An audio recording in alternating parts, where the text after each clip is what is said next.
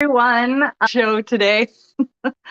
uh, yeah, I don't even have my intro on because I'm actually on my phone right now because it is a holiday, so the kids are home. So I'm doing this from my phone. Let's just get started. Welcome to Sex with Robin on Split Radio, where we talk about sex, kink, dating, gender, any and all of that good shit. My name is Robin Beach. I am a former stripper, former pro dom, former nurse with experience in cardiology, psychology, and sexual health. And I'm working. Goober, what's up? So there's a computer that you see hearing. Oh, can you just close that window? Oh, so I can just press the X? You could just press the X. Okay. Thank you. And yeah, former nurse with experience in cardiology, psychology, and sexual health. Now I'm a sex and relationship educator slash coach slash consultant and host of the show, Sex with Robin, where we talk all these things. I am located on the traditional and ancestral and unceded territories of the Coast Salish and Musqueam Indigenous tribes, colonially known as Vancouver, Canada. And yes, we're here. We're here in my bedroom. Sorry about kids interrupting. It's a holiday, so they don't have school, and I should have planned for that. And hi, Christy. Let's see. I'm on my phone. See if I can make that work. Hey, it worked. That is Christy's comment there. Hi, Christy. Woo, excited for today's episode. Yes, we are talking about asexual intimacy, and this was requested by a few of you. And I had forgotten to do it. And then Christy reminded me, was like, weren't you going to do this topic? And I was like, oh, right. Yes, that's right. So thank you. Thank you for sending me sorry, I'm just like fiddling with my hair. Thank you for sending me requests for topics. I always try to tell people, yes, if you request them, I will cover it. I also forget things sometimes. So please poke me. Please let me know. Be like, hey, I really want to talk about this. And one of the reasons I was delaying this topic of asexual intimacy is the fact that I am not asexual. And I was kind of like humming and hawing over maybe like who might want to share some of their experiences. And I talked around to a bunch of friends and partners. I'm familiar with asexuality, and I, have friends and have dated people that are asexual or ace, as you might see or hear. So I'm familiar with it, but I was like, I don't know if I should be talking about it if I'm not asexual. So I just kind of want to preface all of that with, I am not asexual. I have personal and professional experience with asexuality, and I'm happy to discuss it. But I really, really, really encourage folks that are asexual or maybe have an asexual partner or have dated somebody asexual to please share your experiences as we talk through this. I try really hard not to be that person that just stands up here on up at the podium and just starts speaking about everything as if I'm all knowing, and I'm not. This show is more of a discussion, and I will share some of my knowledge and experiences, but I want things to be a discussion. So yeah, comment, please. That's how we can talk, or you can message me privately. But of course, it can't be much of a discussion for others unless you're commenting here. So just throwing that out there. And yeah, actually, I have a parent next to the school that we've talked. She asks a lot of questions.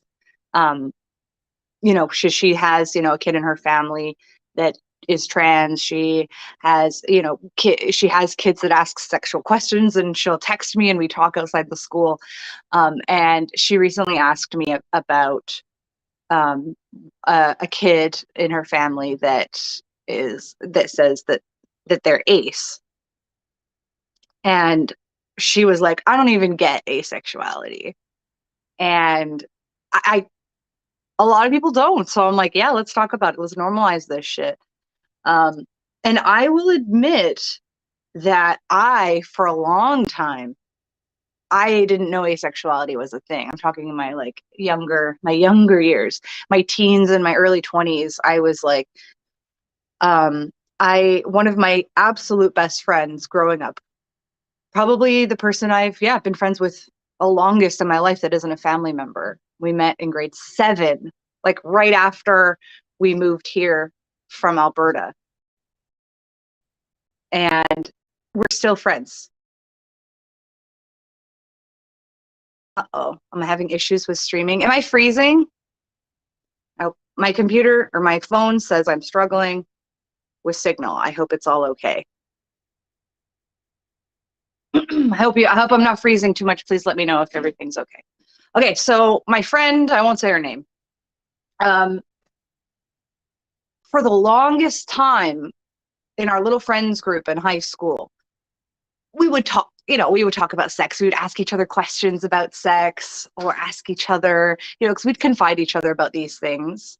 Christy says it's okay on my end. Okay, thank you for letting me know. Otherwise, I feel like I'm just talking and I got a notification saying I was having interruptions. Okay, and anyways, so our one friend, I should give her a name. We'll Togepi. We'll call her Togepi. It's not my cat. My friend. We'll just call her Togepi. So Togepi, my friend, had, I've been like, had said I've never like touched myself. I've never had any desire, and shared it as almost like a concern. Like she was concerned.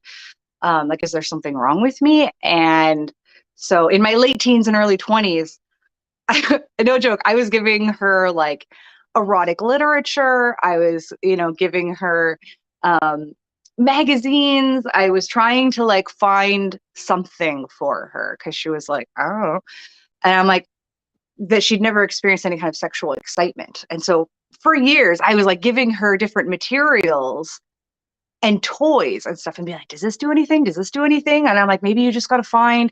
And now I'm like, I think that's so problematic in a way. I mean, she was um, mostly consenting to like, to some kind of like exploration, but also like kind of not interested, would just be kind of like, And, and then, yeah, once in my earlier mid 20s, I discovered what asexuality was. I immediately thought of that friend and I was like, oh, that makes so much sense. And I sent a message to this friend, um, apologizing. I was like, well, I think I started off with like, hey, I'm hearing this thing, this asexuality is a thing, and that some people just don't have as much, if any, sexual desire or pleasure. Does does this sound right? And she was like, oh yeah, that totally sounds like me. Absolutely. And I was like, and I apologized. I was like, I'm really sorry. I do feel like um that I felt at the time like I was genuinely trying to help as a friend. But on the flip side, I was like intention doesn't always count, right? I was like, I was intending to help, but I can see how that might translate to, like, if you're gay and someone says, well, you just haven't slept with the right XYZ, or you just haven't, that pisses me off because it minimizes someone's experience and doesn't validate what they're trying to tell you. And so I was like, I'm really sorry. That, yeah, my intentions were to try to help you, but I feel shitty for like trying to change you or trying to make you feel like there was something wrong with you. And she was really kind. She was like, oh, it's okay. Like, thank you for apologizing. And I get it. And I think we both know that this is just who I am. And I was like, anyways, we're still really good friends. And it was one of those things where neither of us really knew what asexuality was. And then of course, over time, um, studying and working in human sexuality, um, and it's coming out more and more now that everything is a spectrum. Like everything is a spectrum. And yes, I know it's like, yes, things are complicated. Human beings are complicated, and everything is typically on a kind of spectrum that is also fluid. And so, we've talked about spectrums. We've talked about gender being a spectrum. And I'm completely wholeheartedly believe that yes, sexual energy or sexual desire, sexual pleasure is also a spectrum. I cover this a lot with a lot of clients that a couple, it's rare, I would say, forever, probably not possible, but honestly, like people are going to have different sexual energies on the spectrum of sexual energy, right? So like if you have a couple, oftentimes there's one partner, I think I've discussed it on the show, there's one partner that has a higher sexual energy than the other person. And of course, because those spectrums are fluid, even if you have a partner where you match on the sexual energy consistently, over time, that's probably going to change, maybe come back.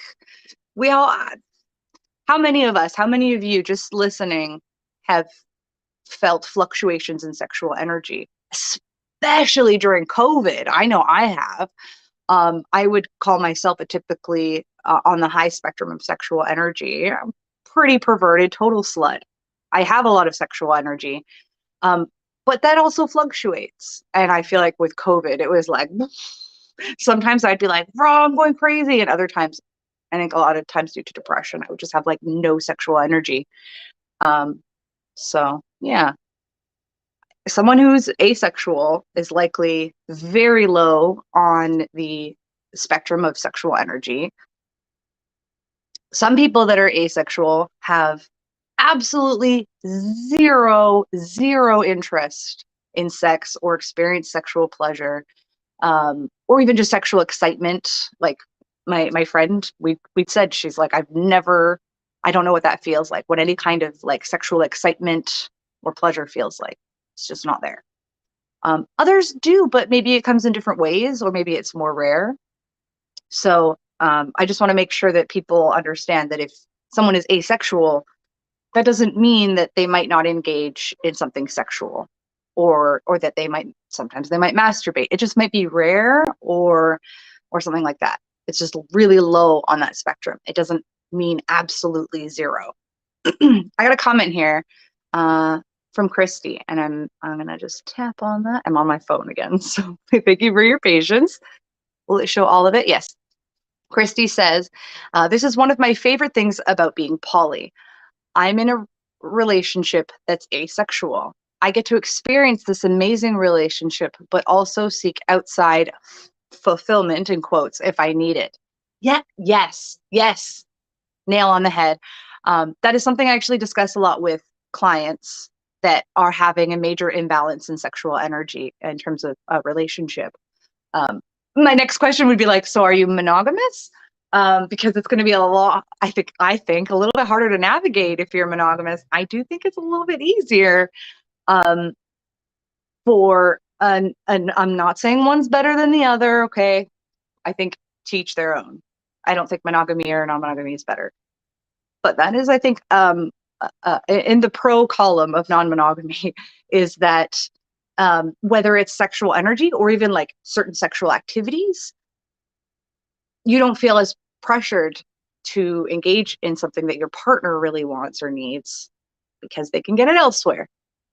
And as somebody who myself is a higher sexual energy, that's what I love about not just that, but one of the things I really love about non-monogamy, because I have dated people that are much lower on the sexual spectrum, and I'm like, that's great. I don't have to, that doesn't have to be a concern between us. I can get that elsewhere.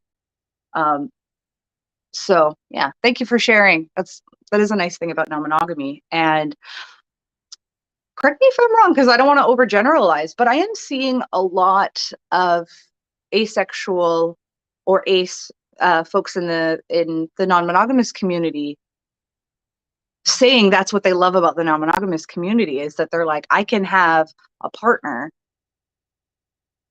that doesn't, that doesn't have to feel pressured to about sex, and just like they're not going to feel like they're pressuring me. I can have a partner, but they can also get their needs elsewhere. And that I'm hearing a lot of ace folks say that they love that concept of non-monogamy. And my ace friends have mostly said in terms of relationships that they just want like a partner, like a basically a platonic partner, someone who doesn't want someone to watch movies with or spend time with or, like that kind of thing. So I feel like we can't really discuss asexual relationships without discussing what aromantic means. That's also a different spectrum because previously I was just discussing the sexual energy spectrum. But there's also, sorry, is that noisy? I'm going to go turn that off. The kids are watching loud stuff. I think you can still hear me. There's also the romantic spectrum, right? There are those that are aromantic or low on the romantic spectrum, right? So that would be one of my questions if you're in a position where you can openly talk with this person about asexuality or about their asexuality. If you're looking at a kind of romantic partnership, then that's something that I think would be okay to ask. Like, okay, what does asexual mean to you? And because of course everyone's different and it's all a spectrum. Someone that's ace might enjoy masturbating or might not, or might enjoy engaging in certain sexual activities that they might enjoy, but maybe don't get anything sexual out of it. Maybe it's more the connection. So this all needs to be discussed if you're dating somebody that is ace, or if you are ace and dating somebody, talking about what asexuality means to you.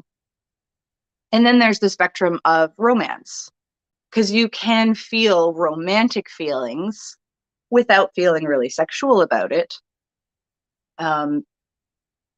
Or it could be vice versa. It could be really low. Maybe they're aromantic, but they have sexual energy. That's what I love about getting to know people. If we're able to talk about really intimate stuff, I'm like, give me all the details, because there are so many spectrums, and not just spectrums, but like, what does that mean to you? So the topic is specifically asexual intimacy. I mean, we can talk about whatever, like whatever you want, but so that would be a question I would want to discuss. What are some ways that you feel close or connected or intimate? And I think that also brings up the love languages, which I was thinking about this the other day. In terms of love languages, I don't think they're the be all end all, of course. But what I love about the theory of love languages is it opens up a conversation. It really opens up the options for communication. It gives everyone something to work with. Because you can talk about what makes you feel loved or how you tend to show love. So I would bring up the love languages, as I often do. Okay, so for someone who's ace, what of these love languages or others that you can think of make you feel loved or connected? So, is this something physical? Is there physical contact, like cuddling, holding hands, kisses on the forehead? Or are we engaging in any kind of sexual activities? And if so, what does that do for you, would be my question. Because some ace folks will want to engage in sexual activity, not because they might get anything sexual out of it, but because it's a way to feel connected and intimate, right? Because if you want to think, well, what does intimacy mean for you? Is this a romantic relationship? Because if you're talking romantic, what is romantic for you? Do you want candles? Do you want me to cook for you? And if because you can have a platonic relationship. I cook for my friends. I'd light candles for my friends, so they'd be like, Robin, what the fuck are you doing? And I'd be like, what, friends can't light candles? Sorry. So what is it that you get out of the relationship? What do you want to get out of the relationship? Do you also light candles for your friends? I mean, I've lit candles at family dinners. I love candles. I always have like a candle or something on the table. I don't know. It feels like a candle at a dinner table or two just really classes it up. Or am I just weird? I mean, but two things can be true. Okay, I got a comment here. Also from Christy. So good to, I wish I could see her face. Christy says, we have movie night, cuddles, sometimes fall asleep snuggling. Oh, that sounds so nice. He makes dinner. We go on wild adventures. Really, we just get to know each other well. Yeah, that's beautiful. That sounds like a really nice time. All of that. Yeah, you can have some people call it like a platonic life partner or just a platonic partner um or just, you know, it could still be a romantic relationship. If someone that is ace can still be somewhat of a sexual relationship too. It's just what that means to you. And yeah, cuddles again can be platonic or not. And falling asleep snuggling, making dinner. Yeah, are there candles at this dinner? Is there at least one candle? I don't know why I love candles at dinner. Dude, what's up? I will totally play with you after I'm done working, okay? We should play Risk. We've gotten into playing Risk lately. So thank you for your patience with child interruptions. It's a holiday. Probably should have planned for that, but I was like, I'll go on. I've had an experience. One of my former partners, we kind of discussed asexuality a little bit. It was more like of a possible discovery for them because they would experience sexual desire and sexual pleasure, but it was like rare. And we always joked it was that their sexuality was all like a Vulcan, if I'm right, where it's like nothing, and then like tons and tons and tons of sex, and then nothing again for like months. And that for me, the nights we did have sex was like, it was like fucking Christmas for me. Because it was always really, really, really great. And then it would be like nothing for months. And that was difficult. At least there were some things that were really great about it, but some of it was really difficult because I wouldn't know when it was going to happen, right? So there was like a lot of that anticipation, and like I wasn't sure when or if I should kind of test the waters and be like, "Hey, how are you? How are you feeling?" And yeah, a lot of communication around that. And we would try to find ways to basically have some intimacy that wasn't necessarily sexual. A lot of that was cuddling. A lot of that was, well, both of us had, well, both still have. We're just not like together anymore. We're platonic friends. We both have chronic pain. So a lot of our intimacy, honestly, and we would do this, we would like spend a day in bed. I mean, because we were in a lot of pain, but we'd be like lying in bed and spending the day taking turns massaging each other, and doing acupressure points and therapeutic needles and all of the things that, you know, you need to do when for pain management. We would do that sometimes just back and forth to each other all day. And I found that to be very, very intimate, because it's not only both of us are getting out of helping each other with pain. I got a lot out of helping them with pain, and they got a lot out of helping me with pain. And also I'm like happy I'm getting help with pain. But there's also a physical intimacy to it, and that we were touching each other a lot. There's a lot of, and I think that's one of the things that had in common, at least with sex, is that there's a vulnerability when you're in pain and you're sharing your body. And with a lot of the massage or therapeutic needles, those are painful things to do, but will help your pain later. That makes sense. Like a good massage, if you have pains and muscle issues, the massage is going to suck, but afterwards you feel so much better. That kind of thing. So there's definitely a vulnerability to that. That when you share that vulnerability with somebody, you're trusting them and you're opening yourself up to them. Like, tell me that's not intimate as fuck.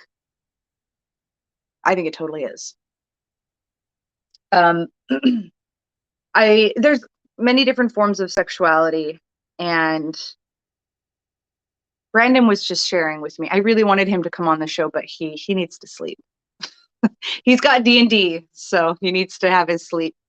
He works graveyards, and yeah, he's got D&D later, so he should get his sleep. So many nerds. For a while, Brandon was dating somebody that identified as ace or asexual, and was saying that they found that they do get sexually aroused and can experience sexual pleasure, but that they didn't get aroused by people. Like, not their bodies, but they would get aroused through like an action. When I say actual, I shouldn't say actual because it's kind of gatekeepy, but like a very, very strong on the spectrum of sapiosexual.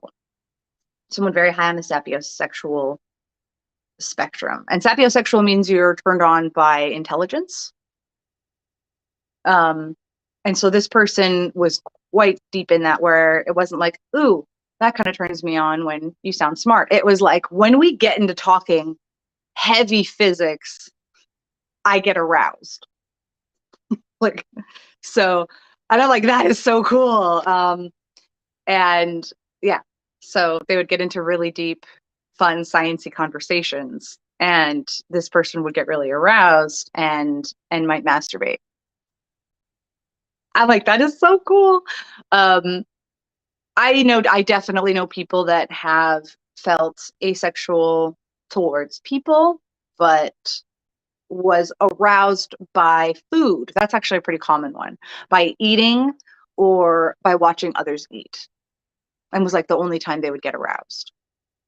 So I don't know, I'm kind of on the like, yeah, we should definitely talk about asexuality because a lot of people aren't aware of it. I wasn't aware of it for a long time. And to help normalize it, I said afterwards, sweetheart, I will let you know when I'm done. You goober. But yeah, everyone is so different. I find it all so fascinating. In terms of just human sexuality. So fascinating. We're all very, very complicated creatures. And the more you can get into that, I find those conversations interesting. But like, what does this do for you? Love it. So yeah, let me know if you have any like questions or concerns on dating someone that's ace. Because honestly, when it comes down to it, I'll probably just say, like, talk to them about it. Bonus bonus points. In this case, bonus points if you are consensually non-monogamous, because that can really help. If you're monogamous, then yeah, more talking. Let's definitely discuss what intimacy looks like. Wants, needs, and boundaries. I'm big on it. I feel like I say it all the time. I don't want to annoy everyone, but yeah, wants, needs, and boundaries. In your relationships, and do this for yourself on your own. What are your wants, needs, and boundaries? And that, just the wants, needs, and boundaries can be applied to any aspect of your life. So if you're particularly wanting to work on your relationship, do your wants, needs, and boundaries in that relationship. Whatever helps you. Like, I like to take notes, write it down. My notes are very messy, but I can understand them. Or somebody might want to make nice little cue cards, or you might want to, I don't know, paint. Like, whatever works for you, however you process. Wants, needs, and boundaries. In and specify in that relationship, or wants, needs, and boundaries in your life, wants, needs, and boundaries in your romantic life, wants, needs, and boundaries in your sexual life. You can apply that to just about anything. And so if we're talking about a specific relationship, I get everyone involved in the relationship to do wants, needs, and boundaries in this relationship on their own, and then come together and discuss, because that can provide you so much information. So again, if we're talking about a relationship where at least one person is asexual, okay, let's talk about intimacy. What wants, needs, and boundaries? You might want sex. You can put that on the list. Do you need sex? And if so, what does that need look like? Like, and oh yeah, here we go. Christy just commented, I think non-sexual touching in general can be so intimate. Yes, that is something that could be a part of either wants, needs, and boundaries. If we're talking physical contact, are we specifying non-sexual touching? Because non-sexual touching can be incredibly intimate. Just the massaging that my former partner and I used to do when we were in a lot of pain. You don't have to be in a lot of pain in order to touch somebody, but I found that to be incredibly intimate. And I do for, yeah, Brandon, oh, my pain's been really, really bad lately. I know I'm kind of like moving around and fidgeting a lot. I apologize, but my pain has been very bad this week and this last week. And yeah, yesterday, he cracked my back and he massages me a lot. And it was so overwhelming that I just started bawling. And so that was very intimate. When I'm in a lot of pain and I'm allowing somebody to like touch me or try to help, really, really intimate, because mostly due to my levels of vulnerability. When I'm in a lot of pain, I'm obviously in a really vulnerable position. And when I'm able to express pain openly, is a vulnerable position because I don't hold back. Yeah. So back to wants, needs, and boundaries. Touch. What does touch mean for you? And what does the touch you're craving look like? What about cuddling? Hugs? Kisses? Are kisses okay? Like a kiss on the forehead, or kissing your hand. Wash your hands. um, and time spent is another one. What kind of things are you interested in? Is it watching? I do love watching movies, but I warn people, I'm that person that talks during a movie, but it's always about the movie.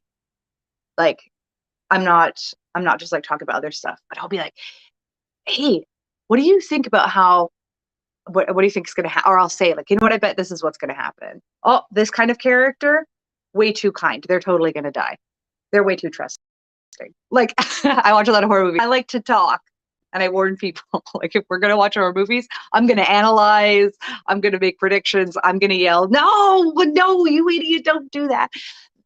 To me, that's one of my favorite things to do with somebody.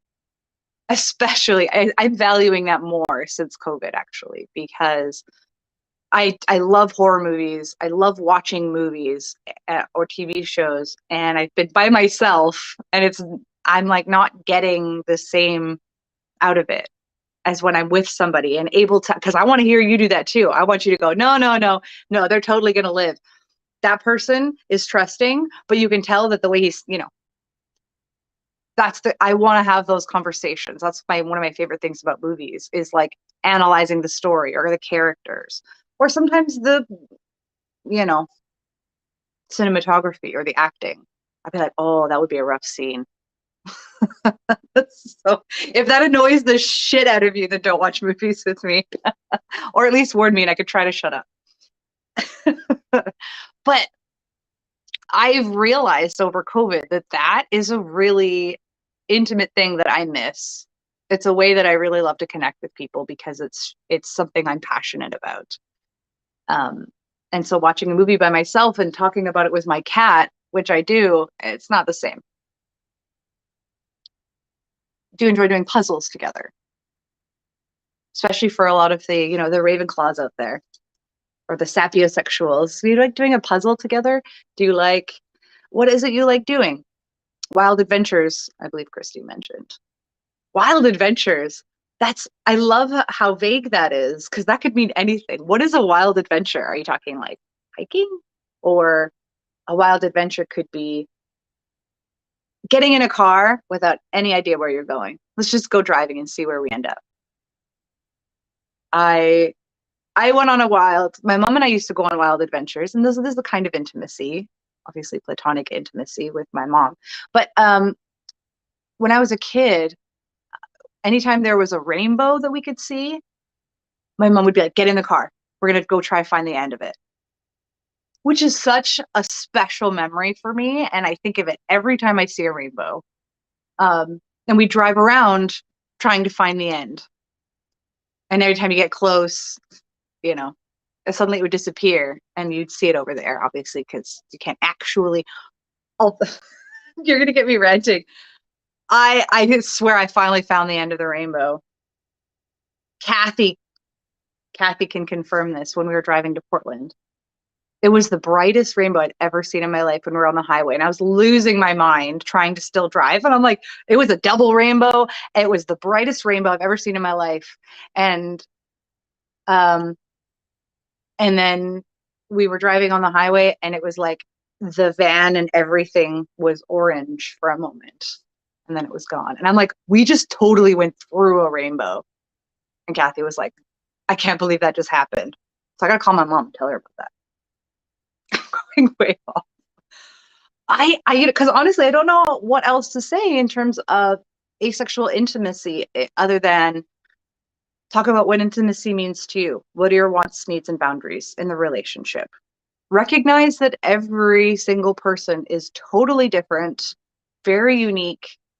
Explore what that person enjoys and how they feel intimate. Think to yourself, how do I experience intimacy? My kids are passing notes under the door. My goodness. It's hard enough getting 5 minutes away. An hour is tough. There's something else I was going to say. Yeah, and recognizing different forms of intimacy, recognizing that everyone experiences sex sometimes differently. What is sexual for you? What is intimate for you? What's arousing for you? There's something else I was going to say. I'm trying to remember, but it's still morning. I need more caffeine. I remember what I was going to say. It was in regards to one of the moms I talked to at the school nearby who came to me concerned that a family member who was, I believe, 14 said that they were ace or asexual. Or didn't say it. I believe the mom found an online profile or like a social media thing that said asexual. And she came to me and kind of first asked what that really meant. And I said, well, yeah, sometimes it could mean they don't experience any sexual desire or pleasure or attraction at all. Or, it could be a little bit, it's just very low on that spectrum. Sometimes people that are asexual might still engage in sexual activities. They might still masturbate.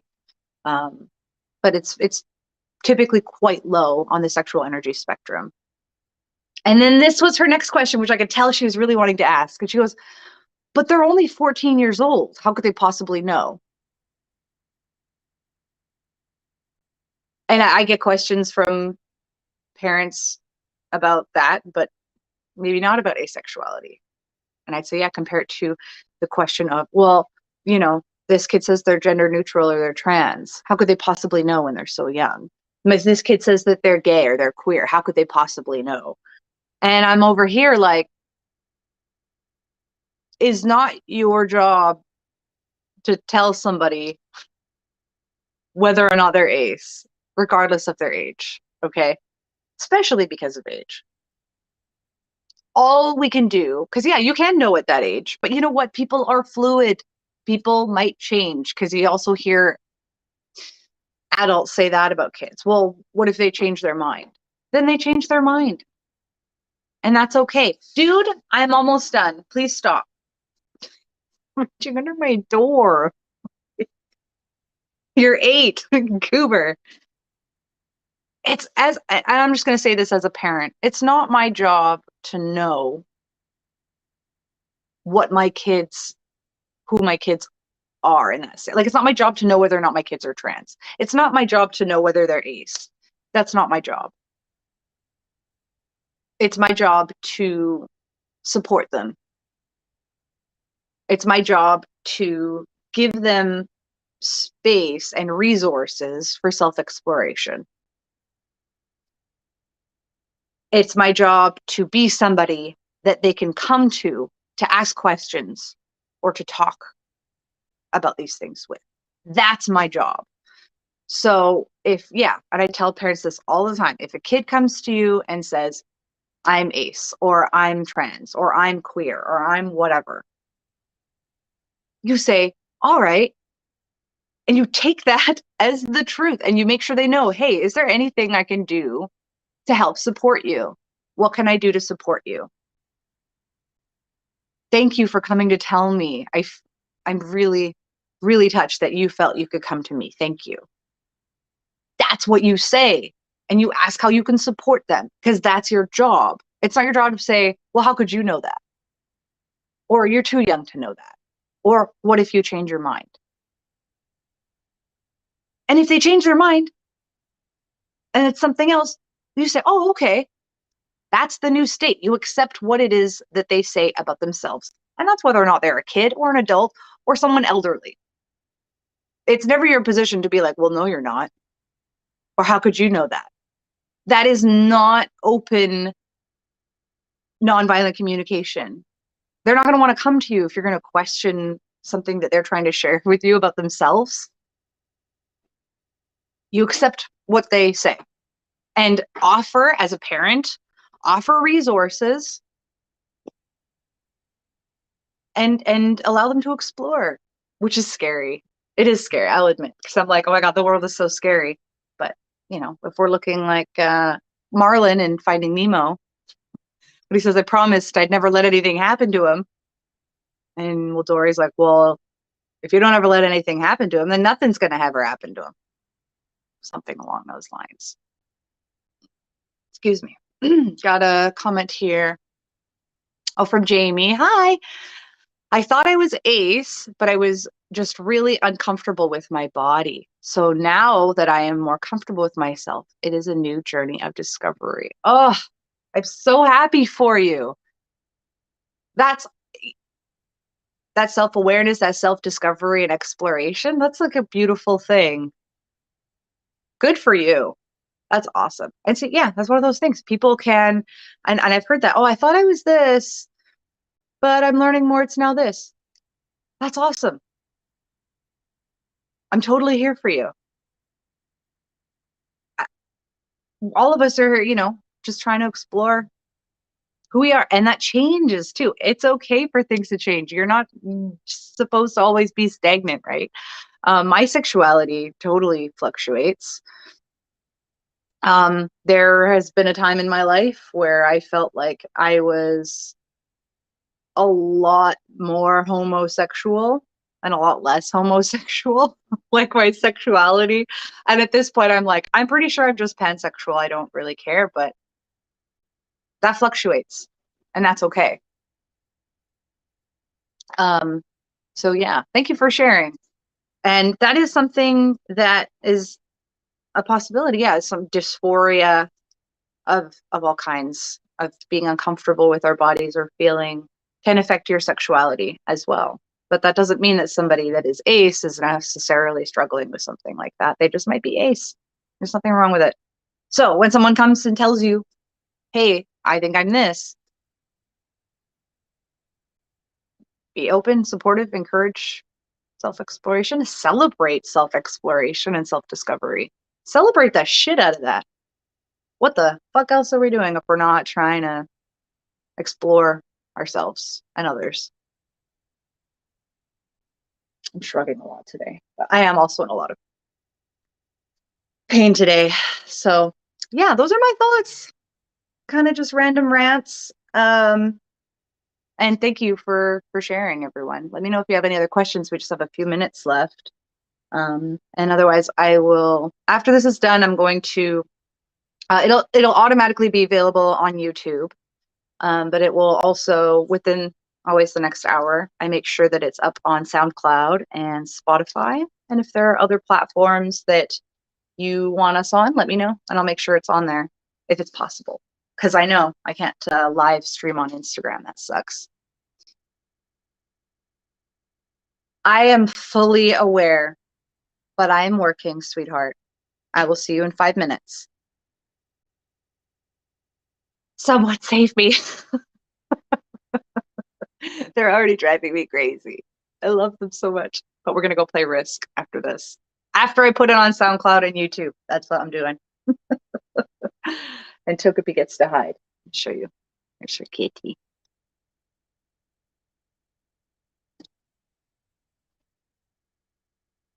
She's so cute. I know. She an old lady.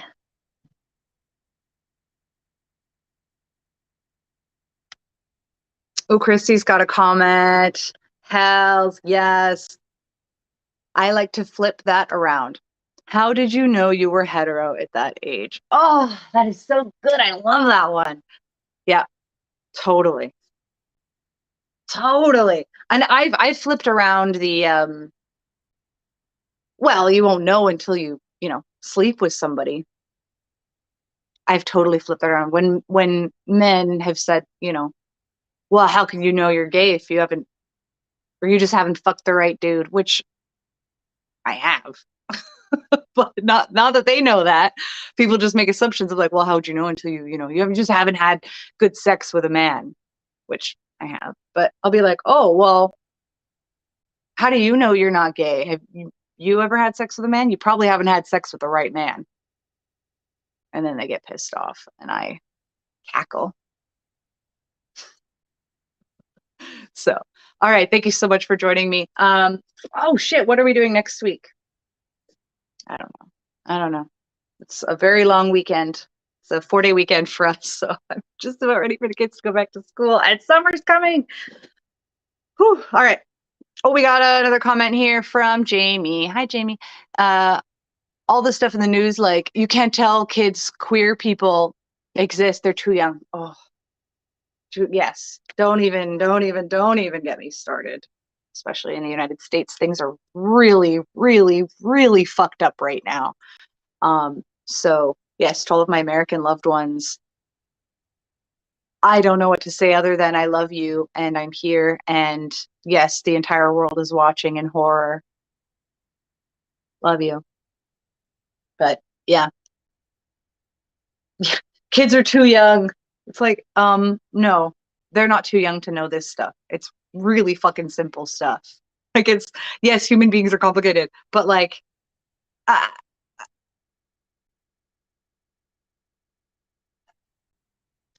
you know what? There's a really great kids book that I might just make a video. Am I allowed? I don't know if I'd be like copyrighted to read the book and then post it or something, because it's a really great book for children, for young children, about reproduction. And it's open about C-section, adoption, gender, surrogacy, but it's really, really simple, easy to understand for children. Like, yeah, enough ranting. I love you all. Thank you so much for joining. And you'll find me on all the social medias at Sex with Robin. And I'll see you next week. We air live every Monday, 10 a.m. PST, 1 p.m. EST. Mandy on the Many Loves is not here with us this week. She's suffering from a bad migraine. So screens are a bad idea. So she's taking care of herself, and I'll see you all next week. And I'll announce. I'm pretty sure I wrote down what I wanted to do. I was thinking I would probably do the. I know it was requested the topic of like more femme dominance and more mask submissives, because there's a lot of like stigma and media issues around that. So yeah, let's talk about that next week. Just got to find a good way to phrase it and make a post or something like that. So otherwise, I will talk to y'all later. Mwah. Have a good if you have kids at home with you, you got this. You got this. Love you. Bye.